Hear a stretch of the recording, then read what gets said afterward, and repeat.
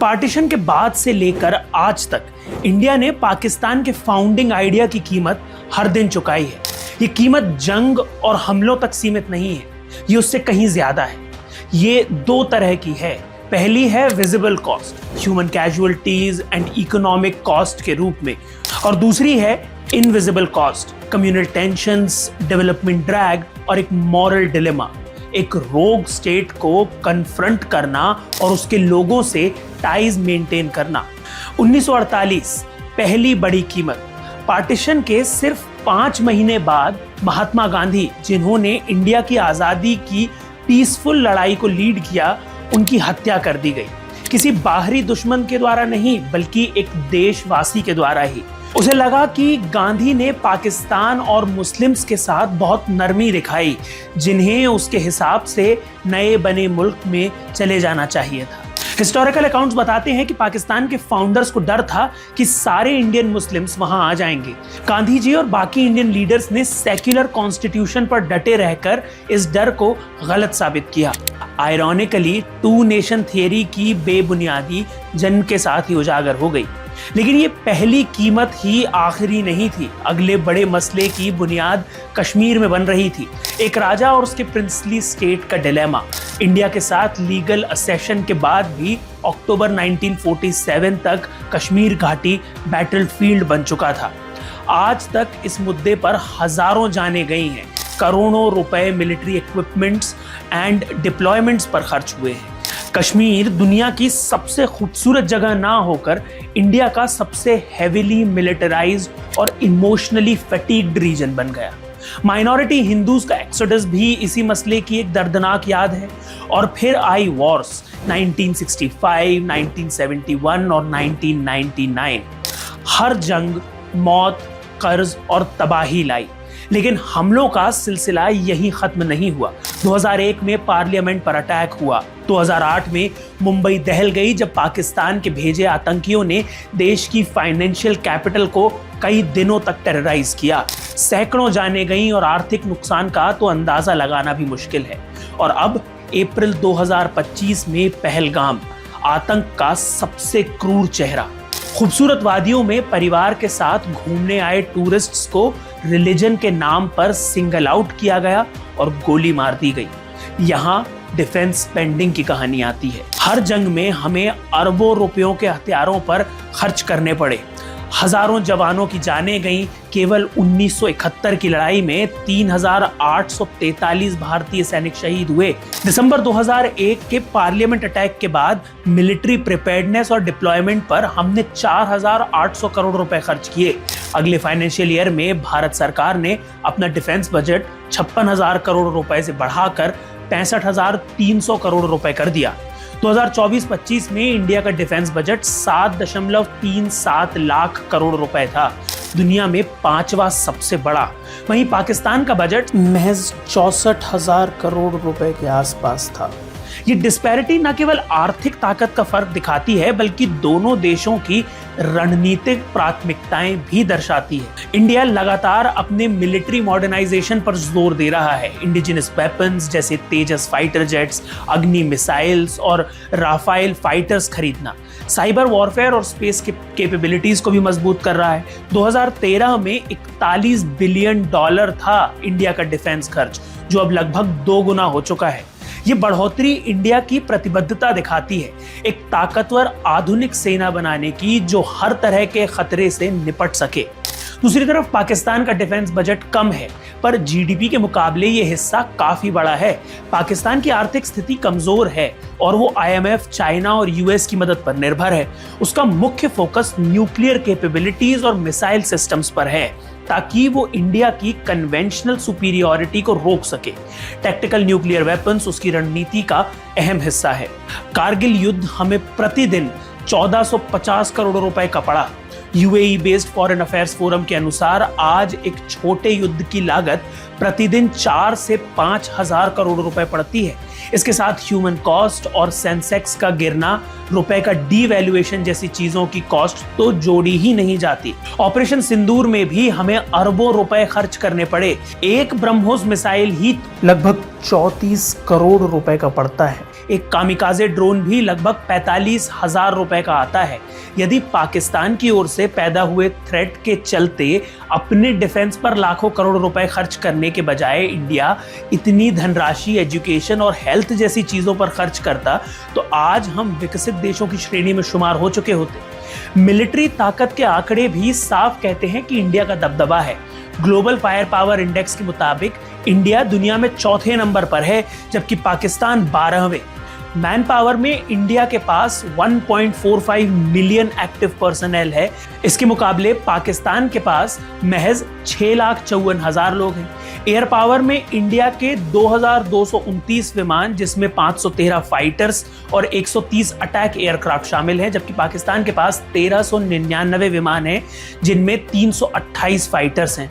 India के पास 4,201 tank और करीब 1,49,000 आर्मर्ड व्हीकल्स हैं, जबकि पाकिस्तान के पास 2,627 टैंक और 17,500 आर्मर्ड यूनिट्स हैं। नेवी में भी इंडिया के 293 जहाज हैं, जिनमें 2 एयरक्राफ्ट कैरियर्स, 18 सबमरीन्स और 13 डिस्ट्रॉयर्स भी शामिल हैं। इसमें से 2 न्यूक्लियर सबमरीन भी हैं इंडिया के पास। इसके अलावा अगर पाकिस्तान की तरफ देखें तो पाकिस्तान के पास 121 जहाज हैं और कैरियर्स या डिस्ट्रॉयर्स नहीं हैं। ये सब दिखाता है कि इंडिया ने अपनी मिलिट्री शक्ति को व्यापक रूप से बढ़ाया है, ताकि वो पाकिस्तान की हर साजिश और हमले का जवाब दे सके। लेकिन आतंकी हमले सिर्फ जाने नहीं लेते, बल्कि सस्पिशन और फियर के बीज भी बोते हैं। जब रावलपिंडी का कोई जनरल या इस्लामाबाद का कोई नेता 2 नेशन थियरी को दोहराता है और ये कहता है कि हिंदूज और मुस्लिम साथ नहीं रह सकते, इवन दो सब कॉन्टिनेंट में ये दोनों धर्म करीब 1000 साल से कोएग्जिस्ट कर रहे हैं। फिर आती है social cause, entertainment, sports, language, सब ने पाकिस्तान के एक्शंस का बोझ उठाया है। अब ऑपरेशन सिंदूर ने पाकिस्तान को कड़ा मैसेज दिया है। इंडिया अब सिर्फ डिफेंड नहीं करेगा, बल्कि स्ट्राइक बैक भी करेगा। सवाल यह है कि पाकिस्तान को इस आइडियोलॉजी से क्या मिला। एक वक्त था जब पाकिस्तान का जीडीपी ग्रोथ और डेवलपमेंट इंडिया के बराबर था। आज वो कोलैप्स की कगार पर है।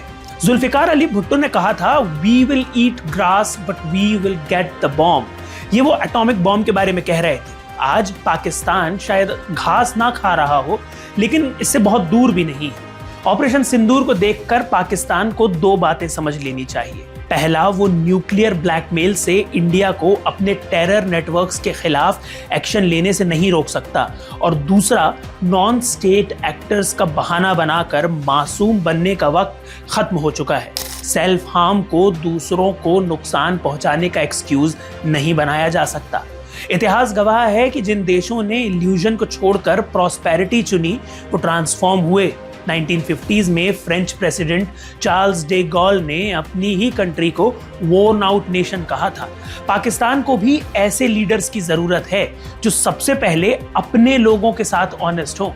ईस्टर्न बॉर्डर पर उसे एक ऐसा पड़ोसी मिलेगा जिसे वो हरा नहीं सका, एक ऐसा पड़ोसी जिसे उससे कुछ नहीं चाहिए, और एक ऐसा पड़ोसी जो शांति का साझेदार बनना चाहता है, लेकिन अपनी शर्तों पर। और अब जब इंडिया अपनी काउंटर टेररिज्म स्ट्रैटेजी को रिकैलिब्रेट कर रहा है, एक सवाल अभी भी बना हुआ है।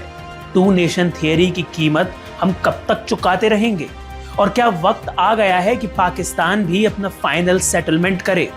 आप भारत पाक के बीच चल रहे टकराव को किस तरह देखते हैं, हमें कमेंट्स में बताएं। अब चलते हैं इस हफ्ते की अगली बड़ी खबर की ओर। अगली स्टोरी भी इससे ही रिलेटेड है। ऑपरेशन सिंदूर में यूज हुए वेपन्स और टैक्टिक्स एक नया भारत दिखाते हैं। एक ऐसा भारत जो सिर्फ इंपोर्ट्स पर निर्भर नहीं है, बल्कि अपनी इंडिजिनस डिफेंस कैपेबिलिटी से दुश्मन को जवाब देता है। इस ऑपरेशन में पाकिस्तान के आतंकवाद और उसके मिलिट्री इंस्टॉलेशंस को निशाना बनाया गया, और इसमें हमारे मेड इन इंडिया वेपन्स ने ऐसा प्रदर्शन किया कि पूरी दुनिया ने इंडिया की ताकत का लोहा माना। इस बैटल में सबसे आगे थी ब्रह्मोस, हमारी सुपरसोनिक क्रूज मिसाइल, जो मार्क 2.8 की रफ्तार से दुश्मन के ठिकानों पर पहुंचती है। ये मिसाइल डीआरडीओ और रशिया के जॉइंट वेंचर से बनी है, और इसे सबमरीन्स, शिप्स, एयरक्राफ्ट और लैंड प्लेटफॉर्म से लॉन्च किया जा सकता है। ब्रह्मोस ने पाकिस्तान की बॉर्डर के अंदर जाकर डीप स्ट्राइक किए और अपने टारगेट्स को तबाह किया और इसकी रेंज 450 किलोमीटर तक बढ़ाई जा चुकी है। इंडिया अब एकमात्र देश है जिसने फाइटर जेट्स में लॉन्ग रेंज मिसाइल्स इंटीग्रेट किए हैं। सिर्फ ऑफेंस ही नहीं, डिफेंस में भी इंडिया मेड वेपन्स ने शाइन किया। आकाश मिसाइल सिस्टम ने हवा में पाकिस्तान के एरियल अटैक्स को नाकाम किया। ये मिसाइल सिस्टम जो डीआरडीओ और भारत डायनेमिक्स लिमिटेड ने डेवलप किया है, एक साथ 4 टारगेट्स को इंटरसेप्ट कर सकता है। आकाश एनजी नाम का नया वेरिएंट अब 70 से 80 किलोमीटर की दूरी तक दुश्मन के मिसाइल, ड्रोन्स और एयरक्राफ्ट्स को मार गिराने में सक्षम है। पाकिस्तान के ड्रोन स्वॉर्म्स को रोकने के लिए डीआरडीओ ने D4 anti drone system deploy किया, जो इलेक्ट्रॉनिक जैमिंग, स्पूफिंग और लेजर बेस्ड किल मैकेनिज्म से दुश्मन के ड्रोन को नष्ट करता है। इस सिस्टम ने पाकिस्तान के रिपीटेड ड्रोन अटैक्स को फेल किया और हमारी एयर स्पेस को सुरक्षित रखा। इसी बीच इंडो इजरायली कोलैबोरेशन ने भी जोरदार भूमिका निभाई।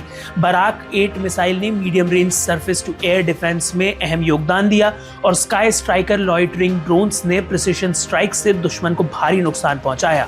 ऑपरेशन सिंदूर ने यह साबित कर दिया कि भारत का डिफेंस इकोसिस्टम अब हर तरह के हमले के लिए तैयार है, चाहे वो एरियल, लैंड बेस्ड या सी बेस्ड हो। लेकिन इस सफलता के बावजूद इंडिया अब भी बड़ा आर्म्स इंपोर्टर है।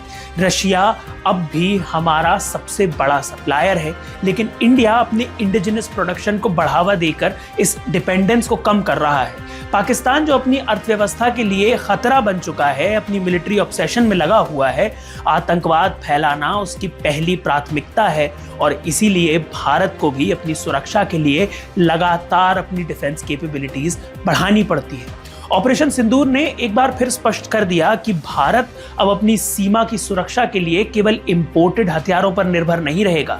हमारी इंडिजिनस टेक्नोलॉजीज अब बैटलफील्ड में अपना जलवा दिखा रही हैं और ये आगे भी बढ़ती रहेंगी। भारत ने इनोवेशन, रिसर्च और मैन्युफैक्चरिंग को मिलाकर एक सेल्फ रिलायंट डिफेंस सिस्टम तैयार किया है। आने वाले समय में ये इंडिजिनस सिस्टम ही हमारे देश की सुरक्षा की सबसे बड़ी गारंटी होगा। आप इंडिया की डिफेंस कैपेबिलिटीज पर अपनी राय हमें कमेंट्स में बता सकते हैं। आइए अब अगली खबर की ओर रुख करते हैं। Doctor Ajay Kumar, retired IAS अधिकारी और पूर्व डिफेंस सेक्रेटरी को यूपीएससी का नया चेयरमैन नियुक्त किया गया है। डॉक्टर कुमार जो केरला काडर के 1985 बैच के आईएएस अधिकारी हैं, प्रीति सूदन की जगह लेंगे, जिनका कार्यकाल 29 अप्रैल 2025 को खत्म हुआ। डॉक्टर अजय कुमार का करियर बेहद प्रभावशाली रहा है। आईआईटी कानपुर से बीटेक और यूनिवर्सिटी ऑफ मिनेसोटा से पीएचडी करने के बाद उन्होंने भारतीय प्रशासनिक सेवा में प्रवेश किया। डिफेंस सेक्रेटरी के तौर पर उन्होंने 23 अगस्त 2019 से 31 अक्टूबर 2022 तक सेवाएं दी। इस दौरान उन्होंने आत्मनिर्भर भारत के तहत भारत के रक्षा क्षेत्र में कई बड़े बदलाव किए। एक नजर डालते हैं उनकी उपलब्धियों पर। ऑर्डिनेंस फैक्ट्री बोर्ड का कॉर्पोरेटाइजेशन, जिससे 80,000 कर्मचारियों को प्रभावित करने वाले संगठन में बड़े बदलाव आए। इनोवेशन फॉर डिफेंस एक्सीलेंस या आईडेक्स प्रोग्राम को बढ़ावा देना, जिसने 2017 से 2022 के दौरान डिफेंस स्टार्टअप्स को एक बड़ा प्लेटफॉर्म दिया। डिजिटल इंडिया पहल के अंतर्गत यूपीआई, आधार, MyGov.in, GEM और जीवन प्रमाण जैसे महत्वपूर्ण प्रोजेक्ट्स को लॉन्च और मॉनिटर किया। डॉक्टर कुमार का नाम उन अधिकारियों में शुमार है जिन्होंने भारतीय रक्षा क्षेत्र को न केवल आत्मनिर्भर बनाया, बल्कि उसे एक एक्सपोर्टर के रूप में भी स्टैब्लिश किया। पोस्ट रिटायरमेंट भी डॉक्टर कुमार का योगदान जारी रहा। उन्होंने MGF कवच नामक 250 करोड़ के वेंचर कैपिटल फंड की स्थापना की, जो एरोस्पेस और डीप टेक स्टार्टअप्स को सपोर्ट करता है। साथ ही वे IIT कानपुर में डिस्टिंग्विश्ड विजिटिंग प्रोफेसर भी बने। अब यूपीएससी के नए चेयरमैन के रूप में डॉक्टर कुमार के सामने एक बड़ी चुनौती है, सिविल सर्विस रिक्रूटमेंट प्रोसेस को और पारदर्शी और प्रभावी बनाना, ताकि यूपीएससी की चयन प्रक्रिया पर लगातार उठ रहे सवालों पर विराम लग सके। यूपीएससी जो देश की सबसे प्रतिष्ठित सिविल सेवा परीक्षा आयोजित करती है, अब डॉक्टर कुमार के नेतृत्व में नए युग में प्रवेश करने के लिए तैयार है। क्या डॉक्टर अजय कुमार अपनी डिफेंस और डिजिटल इंडिया में मिली सफलता को यूपीएससी में भी दोहरा पाएंगे? ये देखना दिलचस्प होगा। अब देखते हैं इस हफ्ते कौन से बड़े ट्रांसफर्स हुए। इस हफ्ते 3 राज्यों में बड़ा प्रशासनिक फेरबदल हुआ है। उत्तराखंड में चीफ मिनिस्टर पुष्कर सिंह धामी की अगुवाई में 38 वरिष्ठ अधिकारियों के ट्रांसफर हुए, जिनमें 25 आईएएस और 13 पीसीएस अधिकारी शामिल हैं। सबसे बड़ी पोस्टिंग में चीफ सेक्रेटरी आनंद वर्धन को नई जिम्मेदारी मिली है। चीफ रेसिडेंट कमिश्नर और chief investment commissioner new Delhi के पद के साथ साथ यूपीसीएल, पिटकुल, उत्तराखंड जल विद्युत निगम के चेयरमैन भी बनाए गए हैं। पंचायती राज डिपार्टमेंट के सेक्रेटरी बने चंद्रेश कुमार, जो विमेन एम्पावरमेंट और चाइल्ड डेवलपमेंट की जिम्मेदारी भी संभालेंगे। हरिद्वार के नए डीएम बने आईएएस ऑफिसर कर्मेंद्र सिंह, जो कुंभ मेला के मेला अधिकारी भी होंगे। वहीं टेहरी गढ़वाल के डीएम बने मयूर दीक्षित। वहीं उत्तर प्रदेश में योगी आदित्यनाथ सरकार ने 3 आईएएस अधिकारियों का ट्रांसफर किया। 2017 बैच के शशांक चौधरी को इन्वेस्ट यूपी का एडिशनल सीईओ बनाया गया है। बरेली के सीडीओ जग प्रवेश को मथुरा का म्युनिसिपल कमिश्नर बनाया गया है। वहीं बरेली की नई सीडीओ हैं 2011 बैच की देवयानी, जो पहले झांसी में जॉइंट मजिस्ट्रेट थी। इसके अलावा महाराष्ट्र में 8 वरिष्ठ आईपीएस अधिकारियों के ट्रांसफर हुए हैं। सबसे अहम 2005 बैच की शारदा राउत को एंटी नार्कोटिक्स टास्क फोर्स या एएनटीएफ का स्पेशल आईजीपी नियुक्त किया गया है। वहीं रविंद्र सिसवे 2002 बैच के अधिकारी को, जो कि पहले मुंबई रेलवे पुलिस कमिश्नर थे, अब स्टेट इंटेलिजेंस डिपार्टमेंट या एसआईडी के जॉइंट कमिश्नर बने हैं। इसके अलावा Supriya Patil Yadav special IGP establishment बनी है। राजीव जैन को कोस्टल सिक्योरिटी का स्पेशल आईजीपी बनाया गया है और आरती सिंह, जो स्पेशल आईजीपी एडमिनिस्ट्रेशन थी, अब नई पोस्टिंग का इंतजार कर रही है। इस हफ्ते हुए और महत्वपूर्ण ट्रांसफर्स की न्यूज आप हमारी वेबसाइट indianmasterminds.com पर पढ़ सकते हैं, लिंक डिस्क्रिप्शन में दिया गया है। तो एक नए दौर का आगाज और एक पुरानी लड़ाई का नया अध्याय। India stands at a crossroads where the ghosts of the two nation theories still haunt its borders, yet its spirit soars with the might of self-reliance. Operation Sindoor सिर्फ एक हमला नहीं था, ये पाकिस्तान को एक गूंजता संदेश था। इंडिया न झुकेगा न टूटेगा। ब्रह्मोस की सुपरसोनिक सटीकता से लेकर आकाश के अटल कवच तक हमारे इंडिजिनस हथियारों ने इस पुराने टकराव के नियम बदल दिए। लेकिन टू नेशन थियरी की असल कीमत मिसाइलों या शहीदों में नहीं, बल्कि हमारे बीच बिखराव के उन पलों में है जब हम अपने ही देशवासियों को दूसरा समझ बैठते हैं। हर बार जब हम धर्म या क्षेत्र के नाम पर बंटते हैं, हम अनजाने में पाकिस्तान के उसी डिवाइसिव नैरेटिव को मजबूत करते हैं जो कहता है कि हम एक नहीं हो सकते। हमारा भविष्य एकजुटता में है, आत्मनिर्भरता में है। इतिहास गवाह है, जब हमने अपने मतभेद भुलाकर एकता चुनी, हमने दुनिया को अपनी ताकत दिखाई। आज सवाल ये है, क्या हम अपनी विविधता को गले लगाकर अपने ही लोगों को पराया करने की साजिश को नाकाम करेंगे? क्या हम शांति और विकास की राह पर एक साथ चलेंगे या पुराने झगड़ों में उलझकर पाकिस्तान के नैरेटिव को जीतने देंगे? ये फैसला हमारा है, हर भारतीय का। आइए एकता से इतिहास लिखें। आज के एपिसोड में इतना ही। आज की स्टोरीज के बारे में आपका क्या सोचना है, हमें कमेंट्स में बताएं। अगर आपको ये वीडियो पसंद आया तो इसे लाइक और शेयर करें, साथ ही इंडियन मास्टरमाइंड्स को सब्सक्राइब करें। Thank you for watching.